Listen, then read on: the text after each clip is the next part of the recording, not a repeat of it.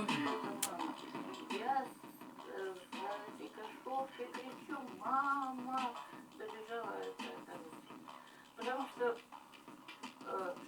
тех, кому можно, в общем, кому было с кем оставлять детей, всех забирали. На лесозаготовки, на лесосплавки, и по Васюгану, и на Обь, и туда их отправляли в Кардовскую ближе.